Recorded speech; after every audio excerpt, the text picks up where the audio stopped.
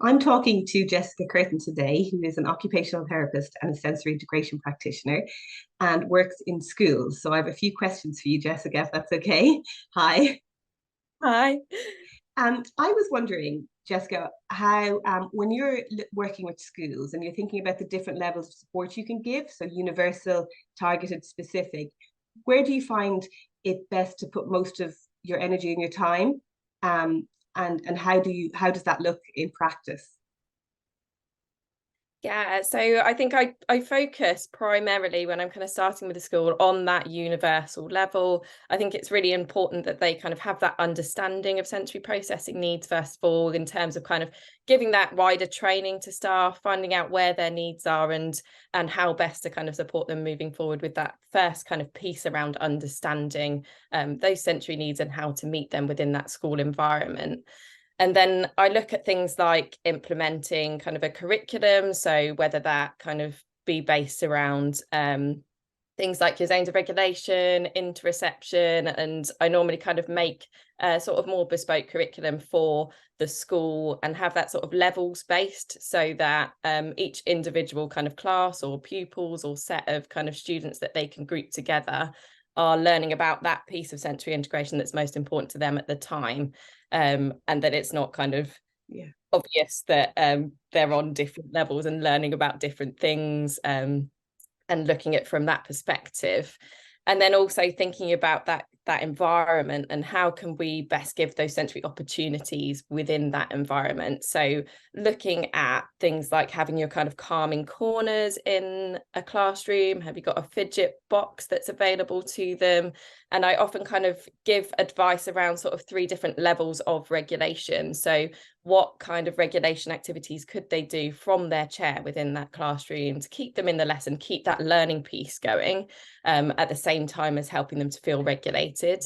And then is there a space in the class that they could have some opportunities for kind of different movement breaks, things that they can select to do within that classroom environment? Or can they do whole classroom based movement breaks to support with regulation if they see that kind of whole class level going up and them struggling to kind of concentrate and focus on those tasks?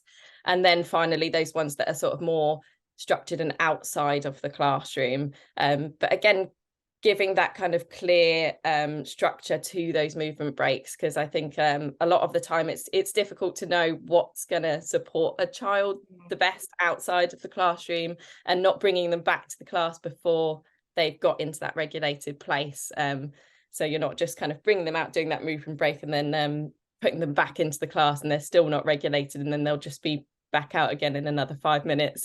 Finding those things that really work for those particular students can be really helpful.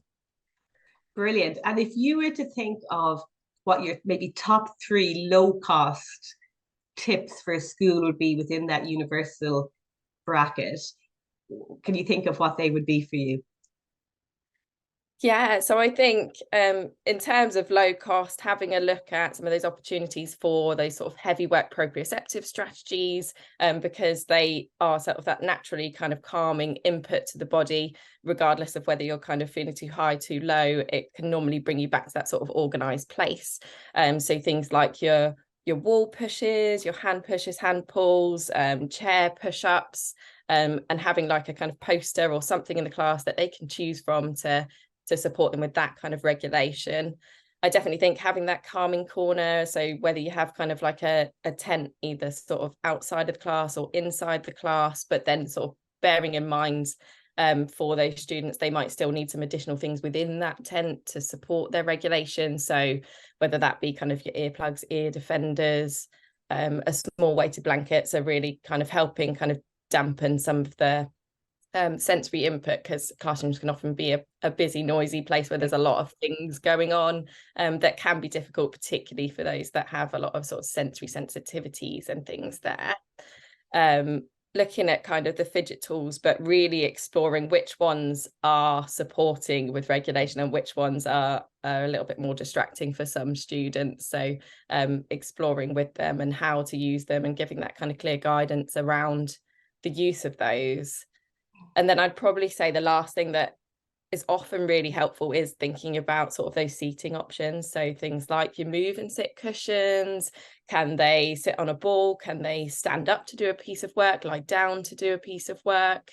And really just thinking about how can you change that body position, because that can often be really sort of, particularly with the kind of lying on the floor, that's really grounding for some students. So that can really help to provide that sense of regulation if there's a safe place that they can do that.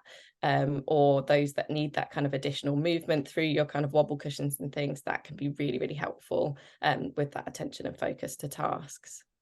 Yeah, I agree with you. And I guess it takes flexibility from a school, doesn't it, to look at flexibility with seating and flexibility with classroom design and things like that, and thinking what each class's needs are. Absolutely. And it could even just be a simple, like moving the tables around and having a particular student sitting in a certain place if they're maybe kind of visually distracted, having them near that kind of blank wall. Yeah. Or would they be better kind of sitting closer to the front of the class? Or whether it's a child with tactile sensitivities, just thinking about where they're positioned so they don't get bumped by other students.